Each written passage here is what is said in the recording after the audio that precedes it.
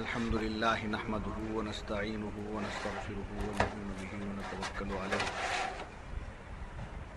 ونعوذ بالله من شرور أنفسنا ومن سيئات أعمالنا من يهده الله فلا مضل له ومن يضلل فلا هادي له ونشهد أن لا إله إلا الله وحده لا شريك له ونشهد أن سيدنا ومولانا محمدا عبده ورسوله أرسله الله تعالى بالحق بشيرا ونذيرا وداعيا إلى الله بإذنه وسراجا منيرا أما بعد فقد قال الله تبارك وتعالى في شأن حبيبه الكريم إن الله وملائكته يصلون على النبي يا أيها الذين آمنوا صلوا عليه وسلموا تسليما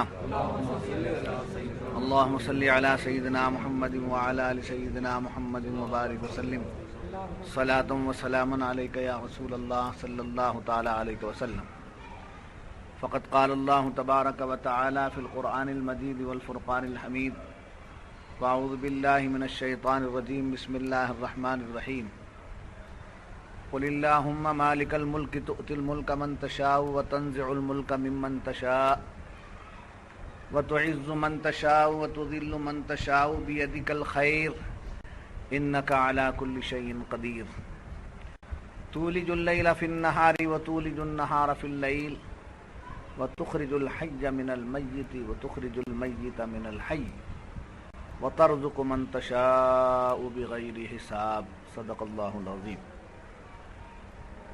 یوں عرض کر اے اللہ ملک کے مالک، تو جسے چاہے سلطنت دے اور جس سے چاہے سلطنت چھین لے، جسے چاہے عزت دے اور جسے چاہے ذلت دے، ساری بھلائی تیرے ہی ہاتھ ہے، بے شک تو سب کچھ کر سکتا ہے۔ تو دن کا حصہ رات میں ڈالے، رات کا حصہ دن میں ڈالے، اور مردے سے زندہ نکالے اور زندے سے مردہ نکالے، اور جسے چاہے بے گنتی دے۔ معزز حاضرین،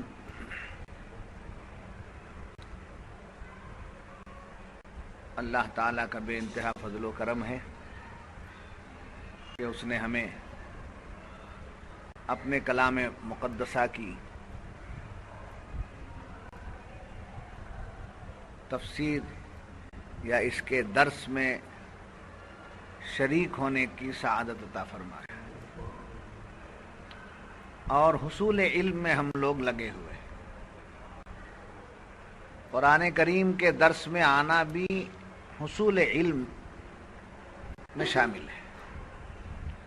جیسے ان طلباء کے لیے جو مدرسوں کی دنیا میں رہتے ہیں، جن کے پیروں تلے فرشتے پر بچھاتے ہیں، جن کے دائیں بائیں جانب کی مخلوق مغفرت کی دعا کرتی ہے، جن کے لیے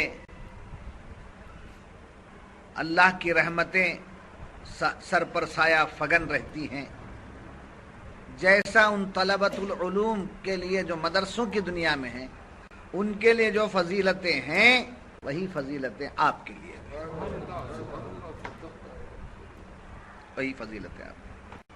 تو عرض کر رہا تھا کہ صرف اور صرف خالص آپ کی نیت درس قرآن کو شروع کریں۔ جتنی دیر آپ یہاں بیٹھے ہیں اللہ کے راستے میں ہیں،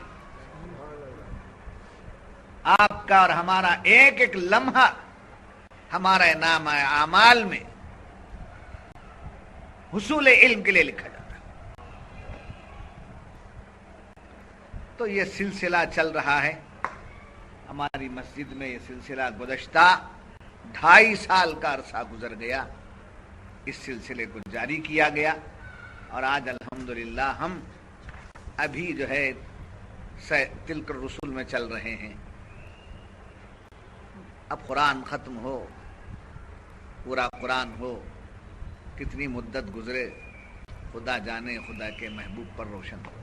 جتنے بھی دن مل جائیں غنیمت ہے، جتنے بھی سال مل جائیں غنیمت ہے، اور اس کو میں ویسے حق ادا نہیں کر پا رہا ہوں جیسے اس کا حق ہے، ویسے پیش کر رہا ہوں جیسے میری حیثیت اور صلاحیت ہے، ورنہ اس کا حق انہی کو حق حاصل ہے جن کے رتبے ہیں سوا ان کو سوا مشکل ہے۔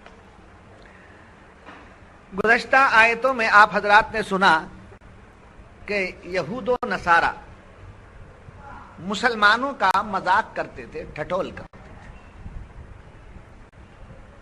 اور یہ کہا کرتے تھے کہ آپ کے لیے کیا جنت ہے، آپ کے لیے کیا نیکیاں ہیں، جنت تو ہماری میراث ہے، اس لیے کہ ہم میں پیغمبر آئے ہیں اور ہماری قوموں میں پیغمبروں نے جامع شہادت پیا ہے، اور ہمارے پیغمبر حضرت عیسیٰ علیہ السلام نے سولی پہ چڑھ کے ہمارے تمام گناہوں کا کفارہ ادا کر دیا ہے، لہذا ہم کو جنت میں جانا ہی ہے، ہماری جنت ہے، وہ اس میں جانا ہے۔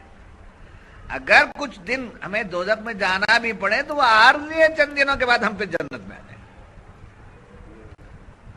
یہ کہا کرتے تھے۔ تو اب فرمایا جا رہا ہے کہ وہ سرکشی میں مبتلا تھے، وہ کفر و عناد میں مبتلا تھے، ان کی طرح سے تم نہ ہو جانا، اے بندگان خدا، اے غلامان مصطفیٰ صلی اللہ علیہ وسلم، ان کی طرح تم نہ ہو جانا، تمہارے اندر اطاعت شعاری آ جائے، تمہارے اندر دین پر عمل کرنے کا جذبہ آ جائے، تم جو ہے دین کے احکامات کے پابند ہو جاؤ۔ یہاں اس بات کو اشارہ دیا جا رہا ہے۔ اس آیت کا دوسرا تعلق یہ ہے کہ یہودی اور نصارہ جنت کو کیا سمجھتے تھے؟ اپنی میراث سمجھتے تھے، اس لیے ان کو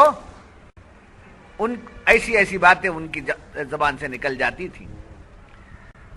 تو اب فرمایا جا رہا ہے ان کے اس ذہن کی تردید کی جا رہی ہے، اس ذہانت کو غلط ثابت کیا جا رہا ہے۔ اس آیت مبارکہ میں فرمایا جا رہا ہے جیسے دنیا کی سلطنت عارضی ہے، جسے چاہے دے دے، جسے چاہے نہ دے۔ یہاں کیا بتانا چاہ رہا ہے پروردگار؟ کہ نبوت بنی اسرائیل میں سے نکل کر بنی اسماعیل میں کیوں آ گئی؟ جی، حضرت اسماعیل کے اولاد میں سے کیوں آ گئی نبوت؟ یہ تو ہمارے باپ داداؤں سے چلی آ رہی ہے، یہ ہم میں سے ہونا چاہیے۔ یہ پیغمبر آخر الزماں جو آ رہے ہیں وہ کس کے اولاد میں سے آئے ہیں؟ حضرت اسماعیل علیہ السلام کے اولاد میں سے آ رہے ہیں۔ تو ان کا جلن بڑھ گیا، ان کا عناد بڑھ گیا، ان کا سمجھے ان کی دشمنی بڑھ گئی۔ کس سے دشمنی کر رہے ہیں؟ مسلمانوں سے دشمنی کر رہے ہیں۔ کہ یہ لوگ اور ان کے پیغمبر بنی اسماعیل میں سے، یہ نہیں ہو سکتا۔ اب طرح طرح کی باتیں کرنے لگے، اور فرمایا رب نے کہ کیا بات ہے کہ سب چیزیں کا مالک میں ہوں، ہر چیز کا مالک میں ہوں، جس کو چاہے دے دوں اور جس سے چاہے چھین لوں۔ کیا بتایا جا رہا ہے یہاں؟ ہر چیز کا مالک میں ہوں، رب ذوالجلال، میں مالک ہوں، میں جس کو چاہوں دے دوں، جس سے چاہے چھین لوں۔ ایسے نبوت کا کہ دین کا معاملہ بھی میری ذات سے تعلق رکھتا ہے۔ کسی کو نبی بنانا، کسی کو کہ نبوت دینا، یہ میرے اپنے ذات سے تعلق رکھتا ہے، یہ میری مرضی ہے۔ میں جس کو چاہے نبی بنا دوں، اور جس قوم میں چاہے میں نبی لاؤں، اور جس قوم سے چاہے نبوت کا فیضان چھین لوں۔ یہ درمیان میں کسی اور کو لب کشائی کی یہاں ہمت نہیں کرنی چاہیے۔ فرمایا گیا جا رہا ہے کہ اور آخرت کسی کی خاص جاگیر نہیں ہے، یعنی جنت وغیرہ کسی کی جاگیر نہیں ہے۔ جواب ان کو دیا جا رہا ہے، کس کو؟ یہود و نصارہ کو دیا جا رہا ہے، اور ایمان والوں کو مطمئن کروایا جا رہا ہے کہ تمہیں پریشان ہونے کی ضرورت نہیں، ان کے جلنے کی وجہ سے تم پجمردہ نہ ہو جانا، تم پریشان نہ ہو جانا۔ یہ جاگیر ان کی سمجھ بیٹھے نہیں، جب تک کہ وہ لائق تھے ہم نے ان کو دیا، جب ان سے ہم کو چھیننا مقصود ہوا ہم نے چھین لی۔ یہ فرمایا جا رہا ہے، اور میں نے اس سے پہلے بتایا کہ ہر آیت کا دوسری آیت سے تعلق، یعنی آج قل اللہم مالک الملک کی آیت ہم نے تلاوت کی ہے، تو اس آیت کا گزشتہ آیت سے کیا تعلق ہے، جی تو گویا قرآن بے ترتیب نہیں ہے، بالترتیب ہے، قرآن بالترتیب ہے۔ اور جامعہ قرآن نے، قرآن کے جمع کرنے والے حضرت عثمان غنی رضی اللہ تعالیٰ عنہ نے قرآن کو جو جمع فرمایا ہے، ایک کے بعد دیگرے ہر آیت کا تعلق آگے کی آیت سے برابر چل رہا ہے۔ اب یہ دو تعلق میں نے آپ کے سامنے بیان کیا۔ گزشتہ آیت کا تعلق اس سے کیا ہے کہ اس میں ان کا کفر، ان کا عناد، ان کی دشمنی کس کی، یہود و نصارہ کی تھی، اس کو بیان کیا۔ اب اس کے بعد ہماری ذمہ داری دے دی گئی کہ آپ کی ذمہ داری ہے، آپ کی ذمہ داری ہے کہ آپ اطاعت الہی میں گزارو، اطاعت رسول میں زندگی گزارو، اس لیے کہ جنت انہی کو ملے گی جو خدا اور اس کے رسول کی اطاعت اور فرمانبرداری میں رہتے ہیں۔ اب شان نزول میں نے اس سے پہلے بتایا کہ شان نزول سمجھے، ہاں اس کو اچھی طریقے سے یاد رکھنا ہے، اس سبق کو بھولنا نہیں۔ کوئی بھی آیت آپ کے سامنے کوئی پیش کر دے اپنے مطلب کے لیے، قرآن کو استعمال کرنے لگے، تو اس سے یہی پوچھ لیا جائے کہ حضور آپ اس کی کا شان نزول جانتے ہیں؟ کیوں یہ آیت نازل؟ کس لیے آیت نازل؟ آپ کے یادداشت کے لیے میں بتا دوں کہ میں نے اس سے پہلے بھی آپ کو بتایا تھا کہ اللہ انما حرم علیکم المیتۃ والدم ولحم الخنزیر وما اہل بہ لغیر اللہ، اللہ نے تم پر حرام کر دیا، سمجھے کیا ہے؟ خون، مردار گوشت اور برا جانور، اور خدا کے غیر کی نسبت کا کھانا یا ذبیحہ، یہ کیا کر دیا؟ حرام۔ اب یار لوگوں نے اس کو آیت کو لیا اور 11ویں شریف پر لا کر حملہ کرنے لگے، 12ویں شریف پر لا کر حملہ کرنے لگے، 6ٹھی شریف پر لا کر کہنے لگے دیکھو قرآن بول رہا ہوں وما اہل بہ لغیر اللہ۔ اور قرآن جب آپ کے سامنے پیش ہو جاتا ہے تو اتنے بھولے بھالے ہم لوگ ہیں، ہم میں سے مسلمان ایسے اذان ہوتے ہی ٹوپی نہ ہو تو سر پہ ہاتھ رکھتے ہیں، اللہ اللہ بولتے ہیں تو جو بڑے ادب کے ساتھ بیٹھتے ہیں، جی خدا اور رسول کا نام لیے بہت ادب آتا ہے، بڑا احترام کے ساتھ سنتے ہیں، یہ ہماری فطرت ہے، مسلمان کے اندر کا جذبہ ہے۔ جی اب اس سے فائدہ اٹھانے والے اتنا فائدہ اٹھا رہے ہیں کہ اسی سے تسلیمہ نسرین پیدا ہو رہی ہے، اسی سے اور فلاں پیدا ہو رہا ہے، اس سے اور ناول نگار پیدا ہو رہا ہے، اور زبان دراز لوگ اسی سے ہماری سمجھے دینی جذبے کو دیکھتے ہوئے ہر چیز دین پیش بنا کر پیش کرنا چاہتے ہیں۔ ویسے یار لوگوں کی بھی بات ہے کہ دیکھو غیر اللہ کے نام سے آپ یہ پکار کھلاتے ہیں اور پلاتے ہیں، یہ سب کیا ہے؟ حرام ہے، ناجائز بدعت کہتے تو الگ بات تھی، حرام ہی کہہ دیا۔ اب آپ بھی سن لیے، بہت سے سن لیے، اور ایجوکیٹڈ طبقہ تو جو ہے بیچارے کو کانوینٹ سے تعلیم شروع ہوتی ہے اور کالج پہ جا کے ختم ہوتی ہے، اب اتنی فرصت ان کو نہیں ملتی ہے کہ بھائی ان باتوں کو سمجھایا جائے، بتایا جائے، جانا جائے، نہیں ملتی۔ ماحول وہی تھا، اس ماحول سے نکل کر دیکھے تو ایسی باتیں آتی ہیں، تو اگر انکار نہ بھی کریں تو تھوڑا غور کرتے ہیں، ہاں صحیح تو بات بول رہے ہیں، قرآن بول رہے ہو۔ تو ایسے موقع پر آپ کو ہوشیار رہنا چاہیے کہ جہاں اللہ اور اس کے رسول، اس کے محبوبوں کی نسبت سے یا مسلمانوں کے معمولات میں سے کسی چیز کو حرام کے درجے تک کوئی پہنچا دے رہا ہے تو پہلے اس سے معلوم کیا جائے حضور آیت اپنی جگہ صحیح ہے مگر بتائیے اس کا شان نزول کیا ہے، کیوں اللہ نے آیت نازل کی؟ تو ہر جگہ ہر بات پر قرآن کریم نے ہر آیت کے نزول کے سلسلے میں وجہ تسمیہ، تفسیر کی زبان میں وجہ تسمیہ یا شان نزول کہا جاتا ہے۔ تب اس آیت کا شان نزول یہ ہے، کس آیت کا؟ قل اللہم مالک الملک تؤتی الملک من تشاء وتنزع الملک ممن تشاء۔ اس آیت کا شان نزول یہ ہے کہ ایک مرتبہ سرکار دو عالم صلی اللہ علیہ وسلم جنگ خندق کی لڑائی آپ خندق کھود رہے. صحابہ اکرام کو 40 فٹ ان کے ذمہ دے دیا. اتنا آپ کریں گے, اتنا آپ خندق کھودیں گے, اتنا آپ خندق کھودیں گے, اتنا یہ کریں گے. سب کو بانٹ دیا گیا. ساتھ حضور بھی لے لیے. خندق کھودنے کی ذمہ داری حضور بھی لے لیے. اس سے ایک بات یہ معلوم ہوتی ہے کہ اوروں کو بتانا جو ہے اپنی جگہ ہے, اوروں کے ساتھ عمل کرنا یہ نبی کی سنت ہے.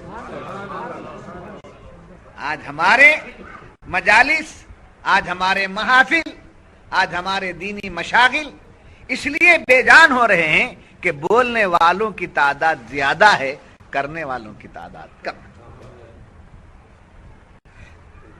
اگر عالم عمل کر کے بولے تو ایک تو علم ہے, دوسرا عمل کی تاثیر ہے. کیا ہے؟ عمل کی تاثیر. اب لوگ عمل بھی دیکھ لیتے ہیں کچھ تو آگے ہو جاتے ہیں. بھائی بہت اچھا, سورہ فاتحہ ہی تو پڑھے حضرت. کیا مجھے یاد نہیں ہے کہ سورہ فاتحہ؟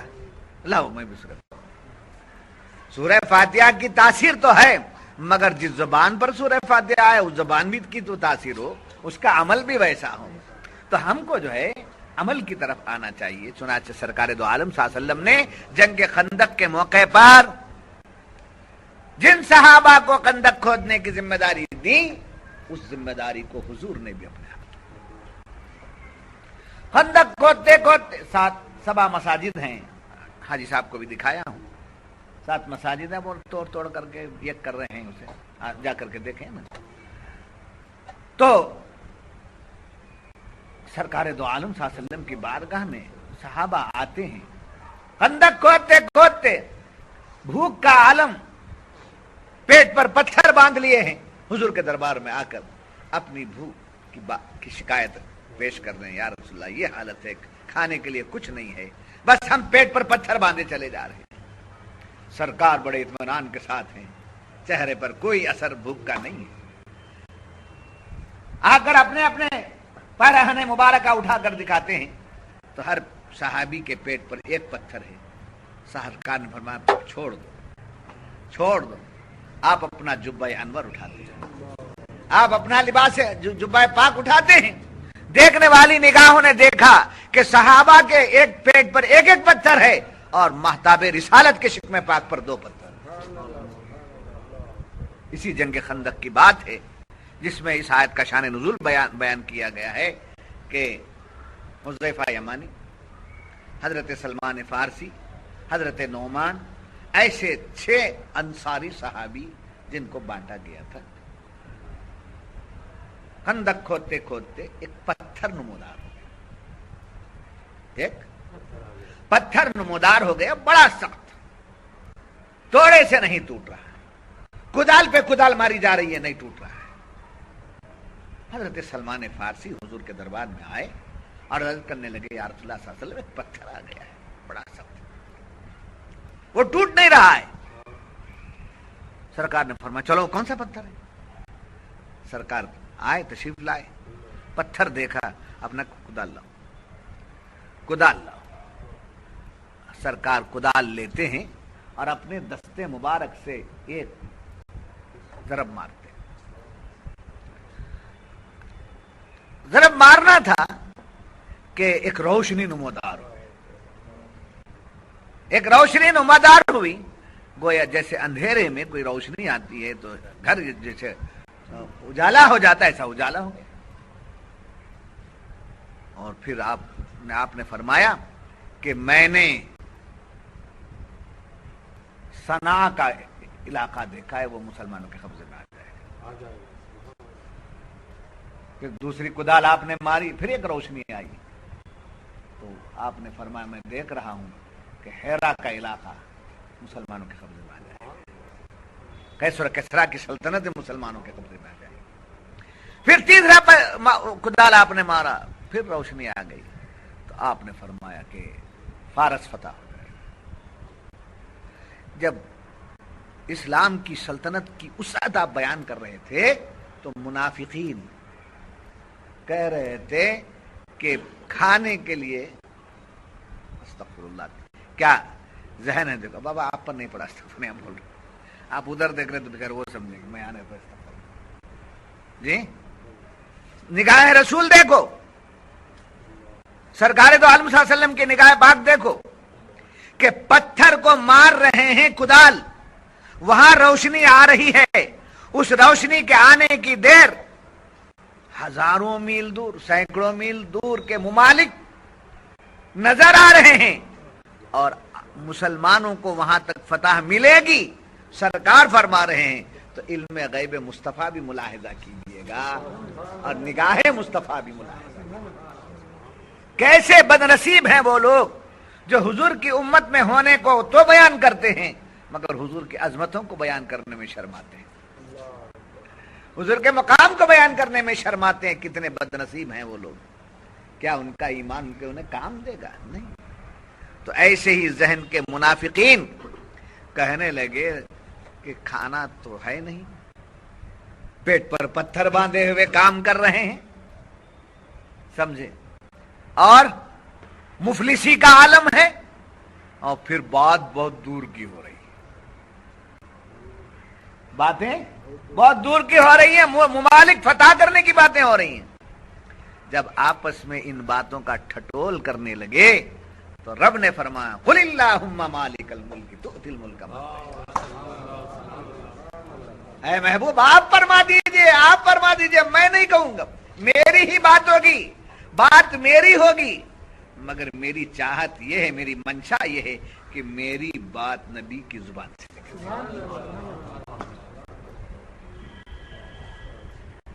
جہاں توحید کی بات آئی،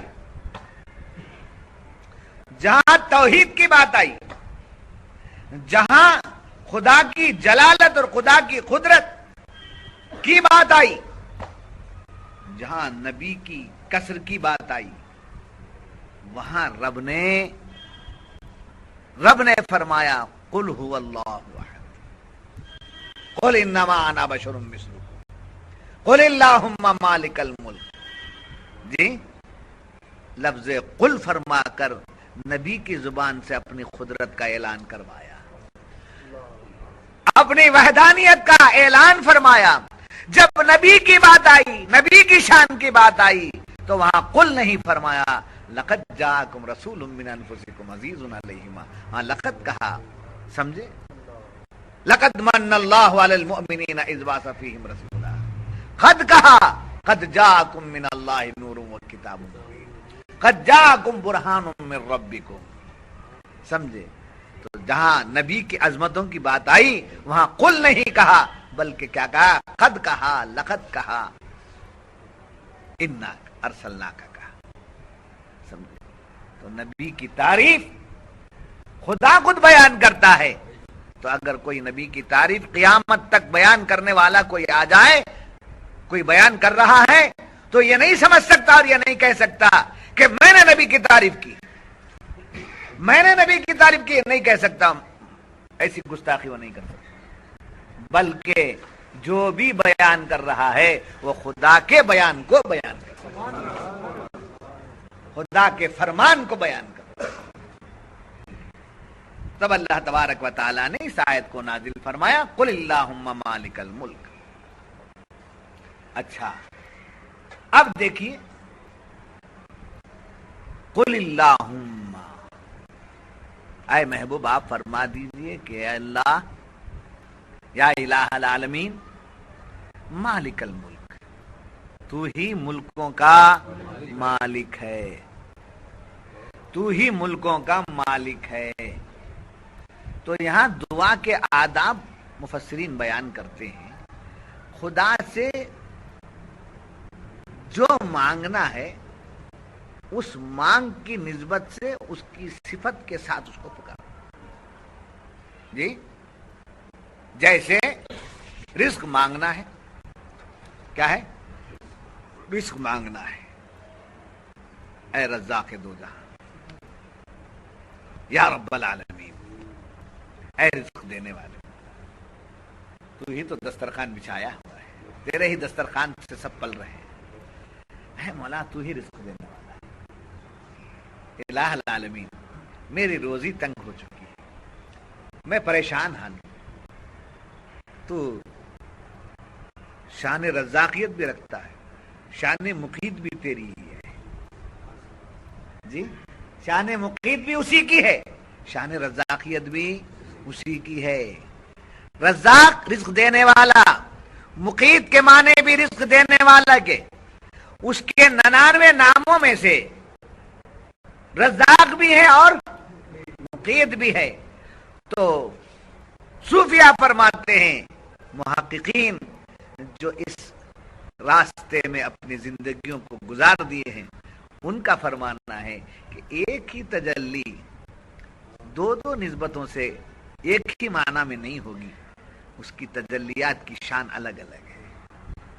رزاق بھی رزق دینے والا اور مقیت کے معنی بھی رزق دینے والا۔ فرماتے ہیں صوفیہ کہ رزاق وہ شان رکھتا ہے کہ جو نسبتوں کے ذریعے دیتا ہے، نسبتوں کے ذریعے رزق دینے والی شان کو کیا کہتے ہیں؟ شان رزاقیت۔ بغیر نسبتوں کے رزق دینے والی شان کو شان مقیت کہتے ہیں۔ بغیر کسی نسبت کے رزق دے تو اس شان کو شان مقیت کہتے ہیں، اور نسبتوں کے ذریعے دے تو اس شان کو شان رزاقیت کہتے ہیں۔ تو بغیر نسبتوں کے بھی وہی دینے والا ہے اور نسبتوں کے سے بھی وہی دینے والا ہے۔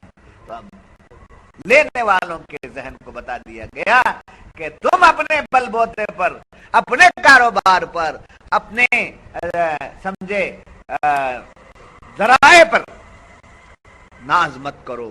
اگر ذرائع بھی ہیں تو ان ذرائع سے وہی دیتا ہے، بغیر ذریعہ اگر کہیں سے آ رہا ہے تو وہ بھی اسی کی طرف سے آ رہا ہے۔ تو کیا بتایا گیا یہاں؟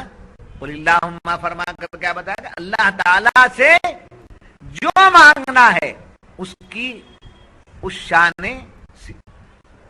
سمجھے صفت سے مانگو۔ جیسے رحم و کرم کی ضرورت ہے، پریشانیاں بڑھ رہی ہیں، پریشانیوں پر پریشانیاں، اب ان پریشانیوں کے موقع پر کیا مانگیں گے؟ اے کریم، اے رحیم، تو بڑا کرم کرنے والا ہے، تو بڑا رحم فرمانے والا ہے۔ اگر تو نہ رحم کرے اور تو نہ کرم کرے تو ہم کہاں جائیں؟ ہم کہاں جائیں؟ اے کریم تو بڑا کریم ہے، بہت کرم کرنے والا ہے، بہت رحم فرمانے والا ہے۔ اگر میں برا ہوں تو میرے برائیوں کو مت دیکھ، اپنی شان رحمت کو دیکھ لے، اپنی شان کرم کو دیکھ لے، مجھ پر کرم فرما دے مولا، مجھے ذلیل و رسوا ہونے سے بچا لے مولا۔ سمجھ؟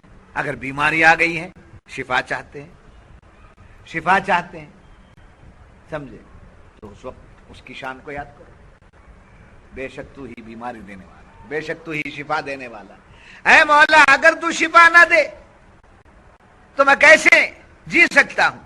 مجھے صحت دے تاکہ میں تیری عبادت کر سکوں، مجھے طاقت دے تاکہ تیری بارگاہ میں رکوع سجود ادا کر سکوں۔ مولا مجھے صحت دے تاکہ میں تجھے پکار سکوں۔ اگر میں بستر مرض پر پڑ جاؤں تجھے نہ پکار سکوں تو مولا میں محروم ہو جاؤں۔ ایک ایک شان اس کی شان ہے۔ واللہ الذی لا الہ الا هو الرحمن الرحیم الملک القدوس، یہ جو اسماء الحسنی ہیں اس کے بارے میں قرآن کریم نے فرمایا وَلِلَّهِ الْأَسْمَاءُ الْحُسْنَى فَادْعُوهُ بِهَا، اللہ کے لیے بہت سے اچھے نام ہیں، بس تم کیا کرو؟ انہی ناموں سے اسے پکارا۔ بات سمجھ میں آ گئی؟ تو اللہ تبارک و تعالی کی بارگاہ میں دعا کرنے سے پہلے اس کی جو دعا آپ کر رہے ہیں اس نسبت سے آپ دعا مانگیں۔ اب یہاں اس کا مالک ہونا بیان ہو رہا ہے جی، اور اس کی عطائیں بیان ہو رہی ہیں، اس کی منشا بیان ہو رہی ہے، سمجھے، اس کی سمجھے منشا بیان ہو رہی ہے۔ تب ایسے موقع پر فرمایا قل اللہم، اے محبوب آپ فرما دی اے اللہ۔ ہر جگہ یا اللہ نہیں، بعض لوگوں کیا یا اللہ یا اللہ، وہ 40 لوگوں کے 40 دن کے لوگوں کی ہر بات میں اللہ نہیں، جو لینا ہے جی ایک آدمی کہتا مجھے روٹی دے دیجئے میں بھوکا ہوں، مجھے روٹی دیجئے میں بھوکا ہوں۔ ایک آدمی آ کر سر کھجالا ہوا کھڑا ہے، کیا قصہ ہے؟ پوچھنے والا پوچھتا کیا ہے؟ نہیں میں یہ ضرورت رکھتا ہوں، یہ حاجت مجھے، جی انداز سے ہوتے ہیں۔ تو اب یہاں قل اللہم فرمایا تو بڑی پتے کی بات یہاں میں آپ کے سامنے رکھوں، دیر سے آیا ہوں۔ اے محبوب آپ فرما دیجیے اللہم، اے اللہ، اے اللہ۔ اس پر اللہم میں صرف اللہ کی ذات نہیں ہے، یہ میم مشدد لا کر صوفیہ فرماتے ہیں بیک وقت اللہ اور محمد کو یاد کیا جاتا ہے۔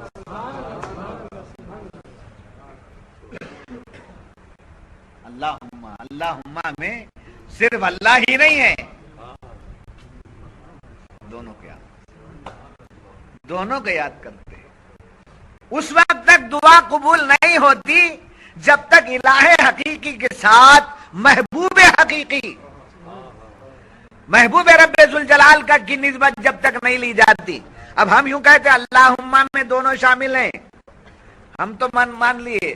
اب جو لوگ ان باتوں کو نہیں مانتے ہیں ان کے پاس دوسرا طریقہ ہے، وہ بھی مان رہے ہیں مگر انجانے مان رہے ہیں۔ ہم جان کے مان رہے ہیں، وہ انجانے مان رہے ہیں، سمجھے؟ یہ دیا بنا وغیرہ جو بھی ہیں یہ بولتے ہیں سمجھتے نہیں، یہ لوگ بولتے ہیں سمجھتے نہیں۔ وہ کیا بولتے ہیں؟ اس بات کو مانتے ہیں سرکار کی حدیث کو کہ جس دعا کے اول و آخر میں درود نہ ہو وہ دعا قبول نہیں ہوتی۔ کیوں بھائی؟ اللہ سے مانگنا ہے، درود کیوں؟ کیا چاہتا ہے پروردگار؟ کیا چاہتے ہیں سرکار دو عالم صلی اللہ علیہ وسلم؟ کیا چاہتے ہیں سرکار دو عالم صلی اللہ علیہ وسلم؟ رب کی منشا بیان کرتے ہیں سرکار کی زبان اقدس سے جو بات نکلتی ہے وہ آپ کی مرضی کی نہیں ہوتی۔ ما ينطق عن الهوى ان هو الا وحی۔ جی اب ایک مثال دے دوں گا، آپ آسانی سے اس کو سمجھ۔ جی اجمان کہاں سے معلوم نہیں کر تم نا، یہ ہماری بنگلوری بھاشا ہے، معلوم نہیں بھوکا نکالو پیسے، روٹی نکالو۔ ایسا آ کر کوئی سائل آپ سے سوال کرے تو آپ کیا کریں گے؟ پہلے بھوکا ہے اور دوسرا مغرور ہے، یہ بولیں گے آپ کہ اسی وجہ سے خدا تجھے بھوکا مار رہا ہے، اسی وجہ سے تیری یہ حالت ہے، چل بھاگ۔ جی ایک مانگنے والے کو ایسا بھگا دیا آپ نے۔ ایک مانگنے والا آپ کے پاس آیا اور کہنے لگا کہ میں بہت بھوکا ہوں یجمان، بہت دنوں سے کھایا نہیں ہوں، آپ صدقہ دے دیجیے، بھیک دے دیجیے۔ ایسے موقع پر مانگنے والا بڑا انکسار سے مانگ رہا ہے، تو ایسے موقع پر کیا ہوگا؟ اگر تازی روٹی نہ دی جائے تو کل کی روٹی تو ضرور دے دیں گے، گزشتہ کل کی روٹی تو ضرور دے دیں گے، کچھ تو دے دیں گے۔ ایک دو وہ مانگنے کا ڈھنگ ہوا۔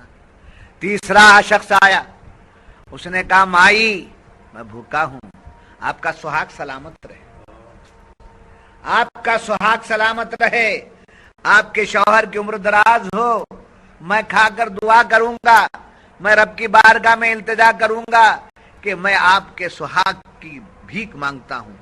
تو جب سہاگ کا لفظ آ گیا تو بیوی جو ہے اپنے شوہر کی سلامتی کے لیے دے دیتی ہے۔ ایک فرشتہ کوئی آیا ہوگا، دعا مانگ رہا ہے، یہاں دے دیا جاتا نہیں دے۔ پھر ایک چوتھا راستہ ہے، وہ یہ کہ مائی اپنے بچوں کا صدقہ دے دو، اپنے پیارے بچوں کا صدقہ دے دو، اللہ آپ کے بچوں کا نصیبہ بہتر بنائے، اللہ آپ کے بچوں کا عمر اقبال میں بلندی عطا کرے۔ یہ دعا مانگا تو اور روٹی کیا ہو گئی؟ کٹ گئی، بڑھ گئی۔ بات سمجھ میں آ گئی؟ ایسے ہی اللہ سے جب مانگتے ہیں تو رب ذوالجلال فرماتا ہے کہ میں تو تجھے دینے والا ہی ہوں، پھر مانگنے کا کیا ڈھنگ ہے تیرا؟ ذرا ڈھنگ سے مانگ، ڈھنگ سے مانگ۔ اب ڈھنگ سے مانگنے کے لیے ساری کائنات میں خدا کو محبوب اگر کوئی ہے، خدا کا پیارا اگر کوئی ہے تو محمد رسول اللہ ہے۔ تو میں بغیر تیرے مانگے کہ میں دے دیتا ہوں، مگر مانگنے پر آتا ہے تو میری شان کو بھی سامنے رکھنا، اپنی بساط کو بھی سامنے رکھنا، اور تو اپنی حیثیت سے مانگنے کی بجائے میرے محبوب کا صدقہ مانگ، میں تجھے دے دوں۔ اسی لیے درود بھی کہا گیا، اسی لیے اللہم بھی کہا گیا۔ سمجھے؟ جب نبی کا نسبت لے کر بھیک مانگتے ہیں تو رب کے کرم کے دروازے کھل جاتے ہیں، رب کی عنایتوں کے دروازے، بغیر مانگے کے بھی وہ دینے والا ہے۔ اور یہ مانگنے میں، دعا مانگنے میں جی ہاتھ اٹھانے کی بات بھی ہے۔ قل اللہم مالک الملک تؤتی الملک من تشاء، یہ اس آیت میں صرف ابتدائی بات آپ کے سامنے آئی ہے، قل اللہم، اے محبوب آپ فرما دیجیے اے اللہ۔ دعا مانگنے کے ڈھنگ بتائے گئے، چار باتیں یہاں دعا مانگنے کی بتائی گئی ہیں۔ ایک صراحتاً مانگنا، ایک صراحتاً مانگنا، دوسرا صرف اپنی حاجت کو بیان کرنا، دوسرا صرف اپنی حاجت کو بیان کرنا، تیسرا اللہ کی حمد و ثنا بیان کرنا، تیسرا اللہ کی حمد و ثنا بیان کرنا، چوتھا اللہ کے محبوب پر درود بھیج کر جی۔ تو الحمدللہ رب العالمین، الحمدللہ رب العالمین سے شروع کیا، سب تعریفیں اللہ کے لیے، سب ہر قسم کی تعریف اللہ کی۔ بعض لوگ اس کو یوں سمجھ لیتے ہیں کہ یار لوگ، یہ یار لوگ یہ کہتے ہیں کہ حضور پر درود بھیجنے کے بجائے ڈائریکٹ اللہ کی حمد بیان کرو۔ کیا بولتے ہیں؟ الحمدللہ رب العالمین، الحمدللہ رب العالمین۔ ان کو یہ معلوم بھی نہیں ہے کہ ان کے اس الحمدللہ رب العالمین کہنے میں ہی حضور کی تعریف ہے۔ ان کے اس طرح الحمدللہ رب العالمین کہنے میں کس کی تعریف ہے؟ حضور ہی کی تعریف۔ الحمدللہ، تمام تعریفیں اللہ ہی کے لیے ہیں، تمام تعریفیں اللہ ہی کے لیے ہیں۔ تو کیا مطلب ہوا؟ کوئی مخلوق میں ایسا نہیں ہے جس کی تعریف کی جائے، مخلوق میں کوئی ایسا نہیں جس کی تعریف کی جائے، مخلوق میں بھی جس کی تعریف کی جاتی ہے وہ اس کی تعریف نہیں ہے، اللہ ہی کی تعریف، وہ اللہ ہی۔ مثلا کسی نے زمین کی تعریف کی، کسی نے زمین کی تعریف کی، زمین کی تعریف نہیں، اللہ کی تعریف۔ آسمان کی تعریف کی، آسمان کی تعریف نہیں، اللہ کی تعریف۔ چاند و سورج کی تعریف کی تو چاند و سورج کی تعریف نہیں، کس کی تعریف؟ اللہ کی تعریف ہے۔ سمجھے؟ کسی نے کسی اور شے کی تعریف کی، وہ کس کو گئی؟ اللہ ہی۔ اس لیے کہ شعر کی تعریف نہیں ہے، شاعر کی تعریف۔ کسی شعر کی تعریف کرنا کیا ہے؟ وہ کس کی تعریف ہے؟ شاعر کی تعریف ہے۔ خطبے کی تعریف، بہت اچھا خطبہ تھا، بہت اچھا خطبہ تھا، تو خطبہ کیا ہے؟ وہ خطیب۔ بولنے کا مطلب کیا؟ آج کا خطبہ بہت اچھا تھا، بولنے کا مطلب کیا؟ کس نے خطبہ دیا؟ خطیب نے دیا ہے۔ تو خطبے کی تعریف خطیب ہی کی تعریف ہے، تقریر کی تعریف مقرر ہی کی تعریف ہے، سند کی تعریف سانے ہی کی تعریف ہے، سند کی تعریف سانے کی تعریف ہے، شعر کی تعریف شاعر کی تعریف ہے۔ ایسے ہی سمجھے خالق رسول کی تعریف، اس کی تعریف ہے خالق ہی کی تعریف، خالق ہی کی تعریف ہے۔ تو رب نے فرمایا کہ اے محبوب صلی اللہ علیہ وسلم آپ فرما دیجئے کہ رب کی بارگاہ میں کچھ بتانا ہے تو کیسے بتاؤ؟ اللہم۔ کیسے بتاؤ؟ اللہم، اللہم، اے اللہ، اے اللہ۔ پھر یاد رکھیے دعا وہ تو دل کی آواز سنتا ہے، وہ دل کی آواز سنتا ہے، وہ علیم بذات الصدور ہے۔ وہ ہمارے سینے میں کیا چھپا جانتا ہے. سمجھے؟ ہاتھ اٹھا کر مانگنے میں بھی وہ جو سنتا ہے، بغیر ہاتھ اٹھا کے مانگیں گے تو بھی سنتا ہے، زبان کھول کر مانگیں گے تب بھی سنتا ہے. زبان کھولیں گے نہیں، دل میں رکھ لیں گے بات، تب بھی وہ دل کی بات جانتا ہے. مگر کیا طریقہ ہے؟ ہاتھ اٹھاؤ، زبان سے التجا کرو، ایسے مانگو. تو یہ کیوں دعا کا ڈھنگ بتایا جا رہا ہے؟ اللہ تو بغیر کسی ڈھنگ کے بھی وہ دینے والا ہے، مگر یہ ڈھنگ کیا ہے؟ یہ ہاتھ اٹھا کر مانگنے میں کیا کہا جا رہا ہے؟ یہ تمہارے ہاتھوں کو میں دیکھنا نہیں چاہتا، تمہارے ہاتھوں کو میں دیکھنا نہیں چاہتا. میرا محبوب ہو کر ہمیشہ ہاتھ اٹھا کے دعا مانگ. سمجھو، یہ میرے دعا کی سنت کیا ہے؟ ہاتھ اٹھا کے دعا. دعا میں سنت کیا ہے؟ ہاتھ اٹھا کر کے دعا مانگو. یہ کس کی سنت ہے؟ سرکار دو عالم صلی اللہ علیہ وسلم کی. تو اب ہاتھ اٹھا کے دعا مانگتا ہے، آپ اس کا تجربہ کر لیجیے. گزشتہ تجربہ اگر ہے اور یاد نہیں ہے تو اس کے بعد یاد کیجیے. جب ہم میں سے کوئی ہاتھ اٹھا کے دعا مانگتا ہے تو آٹومیٹکلی اپنی ذات کو بھول جاتا ہے. کیا ہے؟ ہاتھ اٹھا کے. یہ ادا جو ہے کسی اور رکن میں نہیں ہے. نماز پڑھ رہا ہے، جبہ سیدھا کر رہا ہے، سمجھے؟ نماز پڑھ رہا ہے، بٹن سیدھا کر رہا ہے، سمجھے؟ بٹن کا خیال آ گیا، اس کا خیال آ جاتا نہیں آ جاتا. نماز کے دیگر ارکان میں کچھ نہ کچھ. اب اسے سجدے میں جا رہا ہے تو پاجامہ ایسا اٹھا لے تو کدھر گیا خیال؟ پاجامہ سیدھا کرنے میں. پھر نماز سے اٹھنے کے بعد پیچھے کا جبہ سیدھا کرتا ہے، شرٹ سیدھا کرتا ہے. ایسے بھی نمازی ہیں، نماز میں یہ کپڑا سیدھا کرنے کی بجائے کپڑا اٹھا دیتے ہیں. کیا کیا تماشے ہیں، کیا کیسے نماز کے ایک ایک رکن میں آدمی اپنے آپ کو یاد کرتا ہے. داڑھی کھینچا سب کرتا ہے، مگر جب دعا میں کھجلی نہیں آتی، دعا میں ہے پسینہ نہیں آتا. سمجھے؟ آنکھوں سے آنسو گر رہے ہیں